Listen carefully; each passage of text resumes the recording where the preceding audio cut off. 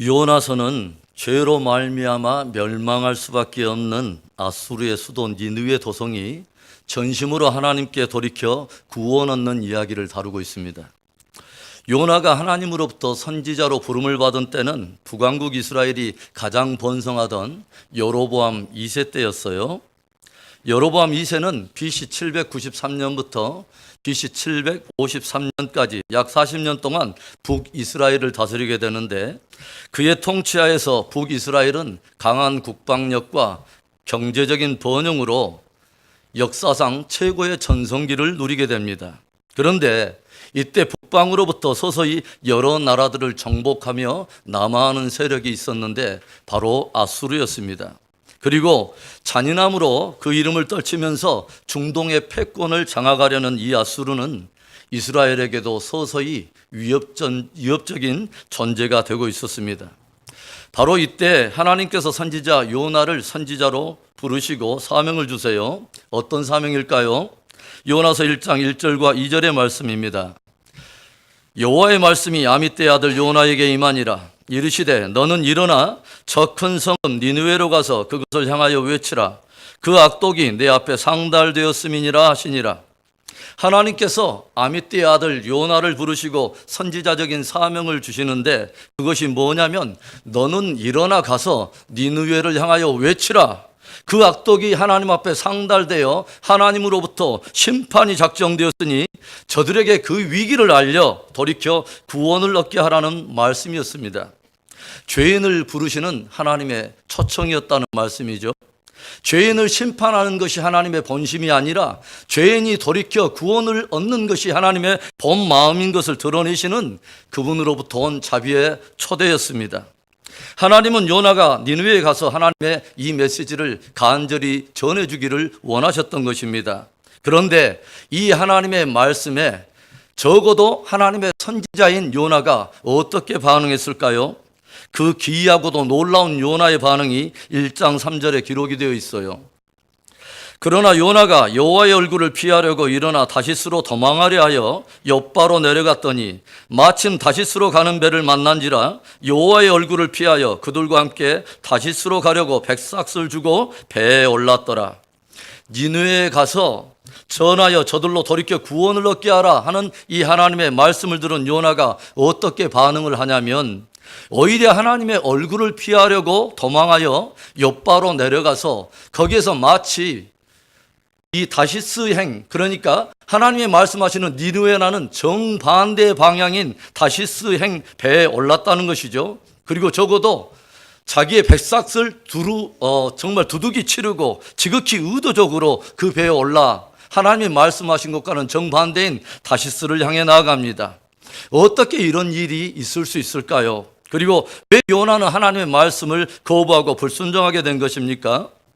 요나는 북방으로부터 서서히 남하하고 있는 아수르가 자기 조국 이스라엘을 위협할 뿐만 아니라 마침내 정복할 수도 있다고 하는 것을 감지한 거예요.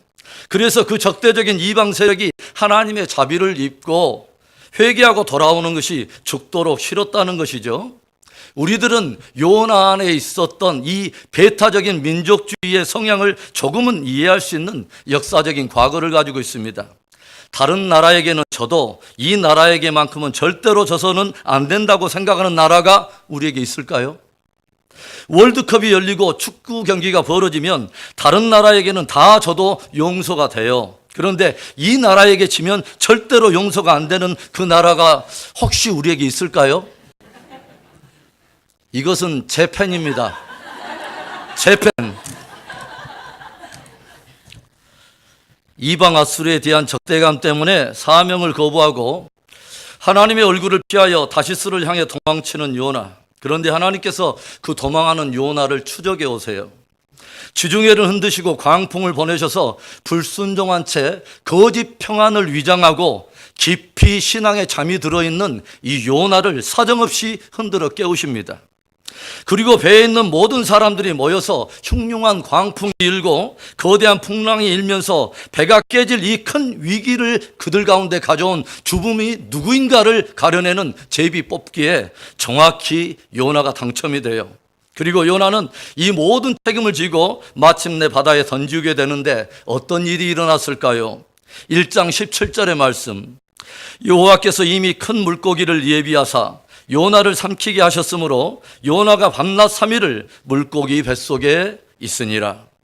모든 만물의 창조자가 되시는 하나님, 바람과 바다까지 주장하시는 하나님, 모든 생물의 움직이는 동선을 주장하시는 하나님께서 큰 물고기 한 마리를 예비하시더니 바다에 던져지는 요나를 정확히 집어삼키게 하신 것이죠.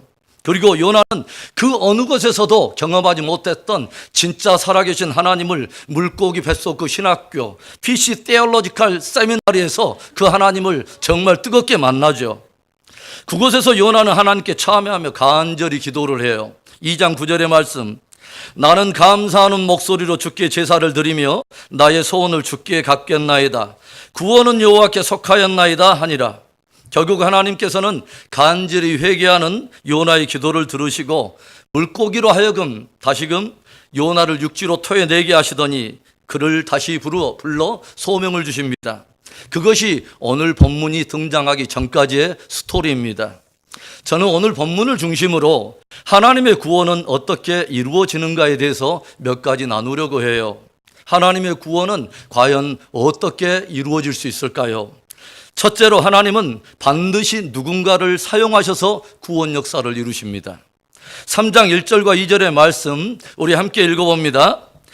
여호와의 말씀이 두 번째로 요나에게 임하니라. 이르시되 일어나 저 큰 성읍 니느웨로 가서 내가 내게 명한 바를 그들에게 선포하라 하신지라. 여호와의 말씀이 두 번째로 요나에게 임하니라. 얼마나 깊은 하나님의 자비와 사랑이 묻어있는 말씀입니까? 불순종하는 요나를 추적하신 하나님께서 그를 내버려 두지 아니하시고 끝까지 추적하시더니 그를 다시 세워 소명으로 부르시는 은혜. 하나님께는 다른 사람이 없는 것입니까? 요나 말고 다른 사람이, 다른 선지자가 하나님께 없는 것입니까? 하나님의 뜻을 알고도 불순종하며 끝없이 평행선을 달리는 그런 사람 말고 그분의 뜻 앞에 즉시로 순종하며 니느웨로 뛰어갈 수 있는 그런 사람은 없는가 말이죠.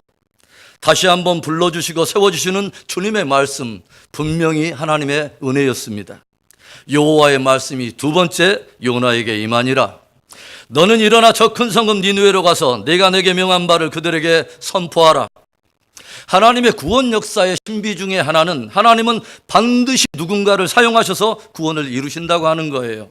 반드시 누군가를 보내시고 그로 하여금 하나님의 뜻을 전하고 복음을 전하여 구원을 이루신다는 거죠.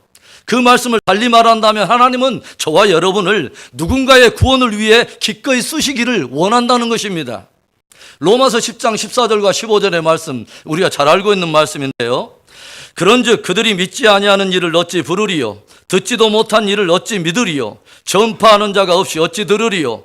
보내심을 받지 아니하였으면 어찌 전파하리요? 기록된 바 아름답도다 좋은 소식을 전하는 자들의 발휘함과 같으니라. 전파하는 사람이 없다면 어떻게 듣고 믿어 구원을 얻는 사람이 있을 수 있겠냐는 거예요. 하나님의 부르심에 응답하여 기꺼이 순종하여 가서 전파해 주는 사람이 없다면 어떻게 듣고 믿는 일들이 일어나며 구원 얻는 사람이 있을 수 있겠냐는 것입니다. 그래서 정말 하나님께서 보배롭게 여기는 사람들이 어떤 사람이냐면 보내심에 순종하여 기꺼이 가서 기쁜 소식을 전하는 전도하는 사람들을 하나님이 가장 즐거워하시는 것입니다. 하나님은 그런 사람을 귀하고 보배롭게 여기시고 그 사람들과 더불어 하신다고 주님이 약속하지 않습니까? 사람들은 흔히 생각하기를 구원이 하나님께 속하였기 때문에 당연히 이것은 하나님이 다 알아서 하시겠지 하면서 부르심을 회피하곤 합니다. 그런데 하나님은요 절대로 스스로 정하신 원리를 어기신 분이 아니에요. 누군가의 전도를 통하여 사람이 구원을 얻게 하신 것은 하나님이 정하신 원리라고 하는 것 여러분 아십니까? 고린도전서 1장 21절의 말씀. 하나님의 지혜에 있어서는 이 세상이 자기 지혜로 하나님을 알지 못하므로 하나님께서 전도에 미련한 것으로 믿는 자들을 구원하시기를 기뻐하셨도다. 사람들이 생각할 때는 일일이 꼭 사람이 가서 복음을 전해야 구원 역사가 일어나는 것이 마치 미련한 것처럼 보인다는 것이죠. 그런데 하나님께서는 이 전도라고 하는 이 툴을 통해서, 전도를 통해 믿는 자들을 구원하기를 주님이 기뻐하셨다는 것입니다. 하나님의 명령에 불순종했던 요나는 물고기 뱃속에서 깊이 참회를 하게 되고, 다시 그를 보내시는 주님의 음성에 순종하여 니느웨로 가서 하나님의 메시지를 증거하는데, 그 누구도 예측할 수 없는 어마어마한 구원의 역사가 일어난 것을 우리가 알게 되죠. 성전에서 하나님을 예배하다가 보좌에 좌정하신 하나님의 영광을 보게 된 이사야 선지자는 하나님의 깊은 심연에서 탄식처럼 흘러나오는 그분의 음성을 듣게 돼요. 어떤 말씀입니까?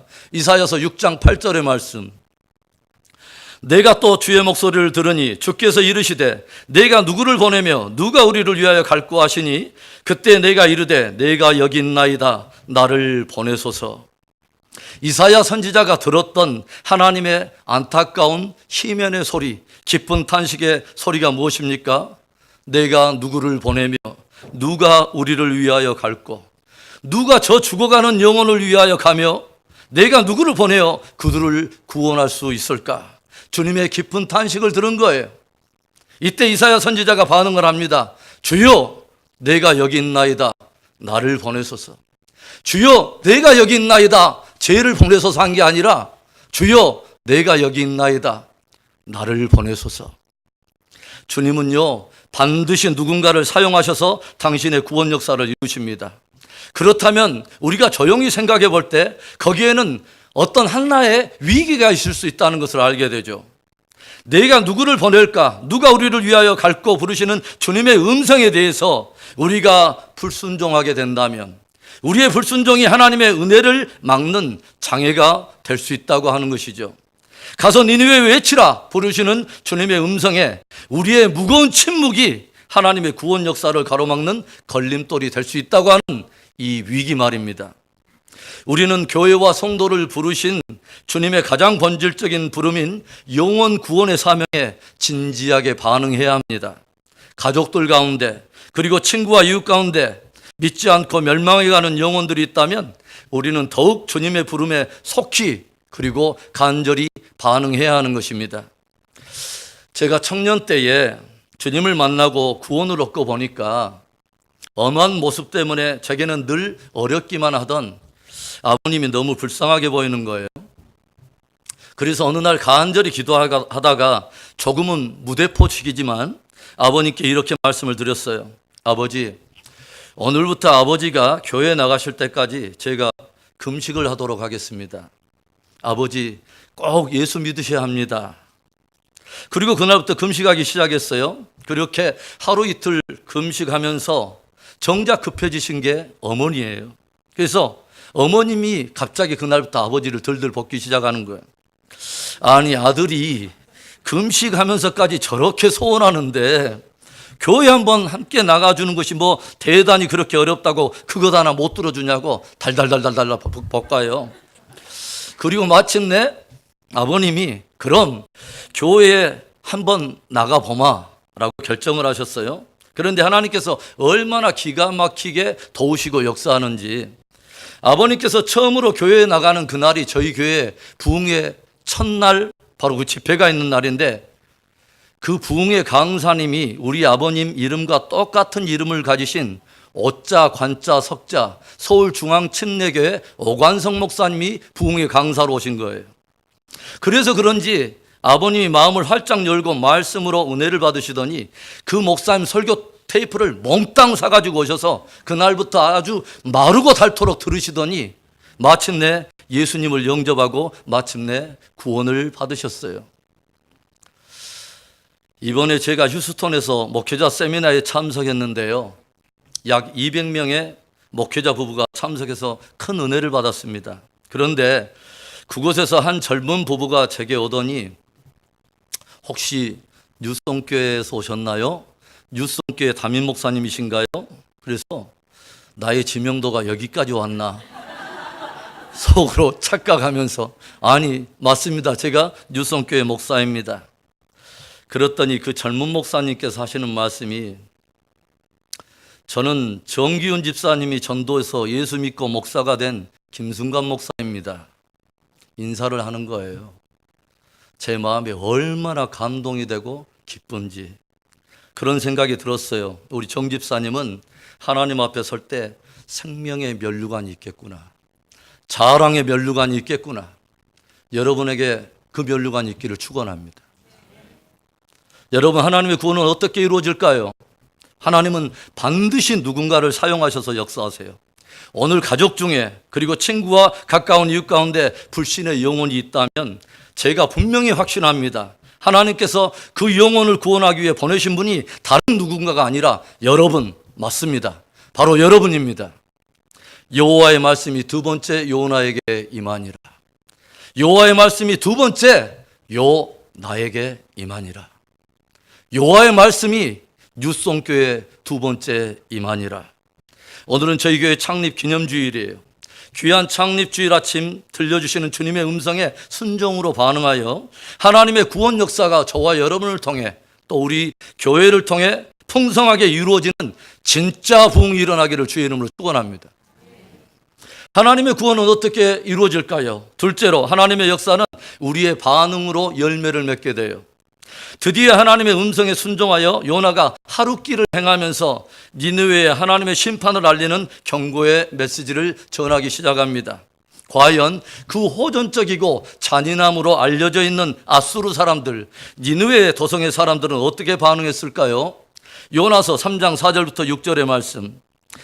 요나가 그 성읍에 들어가서 하루 동안 다니며 외쳐 이르되 40일이 지나면 니느웨가 무너지리라 하였더니 니느웨 사람들이 하나님을 믿고 금식을 선포하고 높고 낮은 자를 막론하고 굵은 배를 입은지라. 그 일이 니느웨 왕에게 들림에 왕이 보좌에서 일어나 왕복을 벗고 굵은 베옷을 입고 제 위에 앉으니라. 니느웨 사람들이 보여주는 반응은 실로 경이로운 거였어요. 거의 충격적인 것이었어요. 강력한 힘으로 다른 나라들을 정복해오던 그 호전적인 니느웨 사람들이 잠시 후면 자기들이 정복하게 될 작은 나라 이스라엘에서 온 한 작은 선지자가 들려주는 메시지에 반응하는 모습은 아무도 예측할 수 없는 경이로운 반응이었다는 거죠. 40일이 지나면 니느웨가 무너지리라. 이 말을 들은 니느웨 도성 사람들 안에 하나님을 두려워하며 경외하는 거룩한 어떤 경외하는 마음이 일더니 그 도성에 금식이 선포되고 높은 자 낮은 자를 막론하고 다 굵은 배를 입더라는 거예요. 그리고 그 일을 듣게 된 니느웨 왕이 또 어떻게 반응합니까? 보좌에서 일어나 자기도 왕복을 벗고 제 옷을 뒤집어 쓰고 그리고 굵은 베옷을 입고 제 위에 앉았다는 거죠. 도저히 변할 것 같지 않는 그들에게 참으로 놀라운 일이 일어난 것입니다. 여러분, 굵은 베옷은 언제 입어요? 누군가 상을 당하거나 극한 슬픈 일을 당했을 때 입는 옷이 굵은 베옷 아닙니까? 지금 니느웨 왕과 모든 도성의 사람들은 요나가 들려주는 메시지를 듣고서 자기 조국과 도성이 하나님 앞에 어떤 심판적 위기와 심판적 운명에 처했는가를 절감하고 하나님 앞에 긍휼을 구하며 회개 옷을 입었다는 것입니다. 저들이 다 제 위에 앉았어요. 무슨 의미입니까? 자기들은 하나님 앞에 다 한 줌 죄와 같고 하나님이 불어버리면 사라질 수밖에 없는 티끌과 같은 존재, 지극히 자기를 하나님 앞에 낮추는 겸손의 표현으로 하나님 앞에 나아갔다고 하는 거예요. 얼마나 놀랍습니까, 여러분? 하나님으로부터 들려오는 메시지의 그 의미를 분별하고 즉시로 회개로 나아가는 니느웨 사람들의 보여준 영적 민감성이 얼마나 놀랍고도 귀한 것입니까, 여러분? 니느웨 사람들의 반응은 여기서 끝난 것이 아닙니다. 7절부터 9절의 말씀. 왕과 그의 대신들이 조서를 내려 니느웨에 선포하여 이르되 사람이나 짐승이나 소떼나 양떼나 아무것도 입에 대지 말지니 곧 먹지도 말 것이요 물도 마시지 말 것이며 사람이든지 짐승이든지 다 굵은 베옷을 입을 것이요 힘써 하나님께 부르짖을 것이며 각기 악한 일과 손으로 행한 강포에서 떠날 것이라. 하나님이 뜻을 돌이키시고 그 진노를 그치사 우리가 멸망하지 않게 하시리라. 그렇지 않을 줄을 누가 알겠느냐 한지라. 왕과 대신들은 수도 니느웨만 아니라 온 나라에 조서를 내려 국가적 회개를 선포한 것입니다. 그리고 그 대상들이 사람만이 아니었다고 하는 거죠. 모든 짐승떼들, 소떼와 양떼들이 모두 금식하며 짐승떼에 이르기까지 다 굵은 베옷을 입게 했습니다. 무슨 말입니까? 철저하게 회개했다는 거죠. 전심으로 회개했다는 것이죠. 그리고 힘써 하나님께 부르짖음으로 하나님의 긍휼을 구한 거예요. 하나님이 뜻을 돌이키시고 그 진노를 그치사 우리가 멸망하지 않게 될 줄을 누가 알겠느냐. 오직 용서의 주권, 구원의 주권이 하나님께 있음을 두고 겸손히 그분의 긍휼 아래 조용히 회개의 무릎을 꿇었다고 하는 것이죠. 성경을 보니까요, 짐승 때, 소떼와 양떼까지 금식하면서 굵은 베옷을 입고 부르짖는 회개는 유일하게 성경에 이 느느웨 도성에서만 일어났던 회개였다는 것을 알게 되죠. 개들이 짖는데 거룩하게 지키시다게, 소들이 우는데 거의 회개적인 수준으로 금식하면서 막 하나님 앞에 불렀다는 거예요. 저와 여러분에게 하나님으로부터 말씀이 들려올 때, 그리고 하나님으로부터 의미 있는 사인들이 감지될 때 이것들을 분별하고 겸손히 받아들이는 회개적인 영적인 민감함이 있기를 축원합니다. 오늘 혹시 가정과 자녀를 통해 감지되는 사인은 없습니까?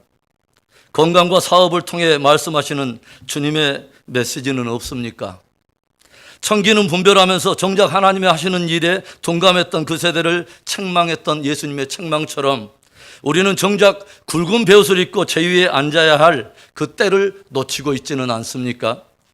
하나님께서는 겸손한 자에게 은혜를 베푸시고 겸손한 자를 구원하십니다. 하나님의 역사는 우리의 진실한 반응으로 열매를 맺게 된다는 거예요. 겸손의 반대말이 뭔지 아십니까? 교만입니다. 그런데 교만의 또 다른 이름이 바로 고집이라는 단어죠. 하나님의 음성을 거부하는 것입니다. 듣지 않는 것입니다. 듣고도 귀를 막는 것입니다. 아무리 복된 복음이요, 하나님께서 친히 영혼을 보장해 주시는 복된 구원일지라도 오직 진실한 겸손과 믿음으로 반응하는 사람에게만 복음은 복음이 되고 구원은 구원이 되는 것입니다. 요한계시록 3장 20절의 말씀, 볼지어다 내가 문 밖에 서서 두드리노니 누구든지 내 음성을 듣고 문을 열면 내가 그에게로 들어가 그와 더불어 먹고 그는 나와 더불어 먹으리라. 여러분, 오늘도 여러분은 주님의 음성을 듣고 살아가십니까? 주님으로부터 음성이 들릴 때 마음의 문을 열고 주님을 영접함으로 큰 구원을 경험하고 주님이 예비하신 은혜를 누리게 되는 복된 여러분 되시기를 주의 이름으로 축원합니다. 하나님의 구원은 어떻게 이루어질까요? 마지막 세 번째로 우리를 향한 하나님의 은혜가 구원을 이룹니다. 하나님의 구원 역사는 반드시 누군가를 통해서 이루어지고 우리가 반응할 때 열매를 맺는다고 말씀을 드렸어요. 그러나 가장 근원적으로 구원이 가능한 것은 오직 우리를 향해 베푸시는 하나님의 은혜 때문에 가능한 것입니다. 3장 10절의 말씀, 하나님이 그들이 행한 것 곧 악한 길에서 돌이켜 떠난 것을 보시고 하나님이 뜻을 돌이키사 그들에게 내리리라고 말씀하신 재앙을 내리지 아니하시니라. 저와 여러분이 우리를 향한 하나님의 본심이 심판이 아니라 구원이라는 것을 아는 것은 매우 중요한 일입니다. 우리는 요나서 안에 나 있는 두 개의 평행선을 봐요. 하나는 하나님이 달리는 길이요, 하나는 요나가 달려가는 길. 12만 명의 멸망으로 달려가는 니느웨의 영혼들을 앞두고서 요나가 보여주는 모습과 태도가 얼마나 어처구니가 없는 것입니까? 얼마나 황당한 것입니까? 얼마나 이기적이며 강팍하기까지 보이는 것입니까? 끝까지 고집을 피우며 가지 않았더라면 어쩔 뻔했습니까? 끝까지 침묵하며 전하지 않았더라면 어쩔 뻔했습니까? 그렇게 잔인해 보이고 호전적이고 강팍하게 보이던 니느웨 사람들, 그런데 하나님께서는 그 악한 사람일지라도 심판받고 멸망하는 것을 원하지 아니하시고 마침내 돌이켜 구원을 얻고 회복하시기를 주님이 간절히 원하셨다고 하는 거예요. 그래서 기꺼이 사람들을 보내신다는 거죠. 그래서 기꺼이 여러 사인들을 통해서 그를 부르신다고 하는 거죠. 그리고 거기에 조금만 회개적 반응을 보이면 그것을 빌미 삼고 구실 삼아서 하나님은 용서하기를 기뻐하고 구원하시기를 기뻐하시는 구원의 하나님이라는 것이죠. 북왕국 이스라엘 왕 가운데 가장 강팍하고 불순종할 뿐만 아니라 온 땅을 우상 숭배로 이끌었던 흉악한 한 왕이 있죠. 이세벨을 아내로 삼아서 그 악한 여인과 결혼하여 온 나라를 바알과 아세라를 섬기는 우상의 나라로 이끌었던 바로 아합 왕 말입니다. 이 아합에 대해서 오래 참으시던 하나님께서 마침내 디셉 사람 엘리야를 통해서 최후의 통첩을 전하세요. 열왕기상 21장 21절의 말씀, 여호와의 말씀이 내가 재앙을 내려 너를 쓸어버리되 내게 속한 남자는 이스라엘 가운데 매인자나 노인자를 다 멸할 것이라. 24절 아합에게 속한 자로서 성읍에서 죽은 자는 개들이 먹고 들에서 죽은 자는 공중의 새가 먹으리라 하셨느니라. 견고한 벽처럼 평생을 하나님을 대적하며 살아왔던 이 아합. 그런데 엘리야를 통해 들려주시는 이 말이 비수처럼 아합의 마음에 꽂히기 시작해요. 그리고 도저히 변할 것 같지 않는 그가 어떻게 반응을 하냐면 열왕기상 21장 27절에 아합이 이 모든 말씀을 들을 때 그의 옷을 찢고 굵은 배로 몸을 동이고 금식하고 굵은 배에 누우며 또 풀이 주고 다니더라. 그 강팍하고 불순종하던 아합이 엘리야를 통해서 경고하시는 하나님의 말씀을 드디어 말씀을 하나님의 말씀으로 그대로 듣더니 역사가 일어나기 시작하더라고 하는 거죠. 예전처럼 그렇게 가볍게 들리던 하나님의 말씀이 갑자기 하나님의 말씀의 무게로 내 안에 들어오기 시작하더니 옷을 찢고 굵은 배를 입고 금식하며 하나님 앞에 회개하더라는 거예요. 저 사람은 절대로 변할 사람이 아니야 라고 포기하면 안 되는 것입니다. 죽는 순간까지 끝까지 우리가 복음을 들려주며 말씀을 전하는데 힘을 기울여야 할 이유가 바로 여기에 있는 거죠. 겸손히 반응하는 이 아합에 대해 하나님께서 어떻게 하십니까? 28절과 29절에 여호와의 말씀이 디셉 사람 엘리야에게 임하여 이르시되 아합이 내 앞에서 겸비함을 내가 보느냐? 그가 내 앞에서 겸비함으로 내가 재앙을 저희 시대에는 내리지 아니하고 그 아들의 시대에야 그의 집에 재앙을 내리라 하셨더라. 얼마나 놀라운 하나님의 은혜입니까? 얼마나 놀랍고도 무한한 주님의 사랑입니까? 어찌 보면 하나님은요, 처음부터 어떻게든 용서하고 구원을 베푸시려고 모든 장치와 모든 것들을 다 예비하시고 마련해 놓고서 우리가 조금만 회개적 반응을 하면 기다렸다는 시 기뻐하시고 마치 엎드려 절반능격으로 그것을 핑계 삼고 구실 삼고 빌미를 삼아서 기꺼이 구원하신다고 하는 거죠. 그 하나님의 은혜가 오늘 저와 여러분을 구원하시는 가장 근원적인 축복인 것을 믿습니다. 사랑하는 성도 여러분, 오늘은 우리 교회 창립 기념주일이에요. 우리 뉴송교회를 이 땅에 심으신 하나님의 가장 깊은 소원과 기대가 여러분은 뭐라고 생각하십니까? 구원의 역사가 일어나며 잃어버린 영혼들이 돌아오는 것입니다. 아직 하나님의 구원의 문이 열려 있다는 것이 얼마나 우리에게 은혜이며 기회입니까? 그 문이 열려 있을 때 예수님을 진실로 영접하여 구원을 얻는 여러분 되시기를 바랍니다. 그 문이 아직 열려 있을 때 복음을 증거하여 영혼의 열매를 맺는 진실로 축복된 여러분 되기를 바랍니다. 영혼 구원의 쓰임을 받는 저와 여러분, 그리고 우리 뉴송 공동체 되기를 다시 한번 주님의 이름으로 축원합니다.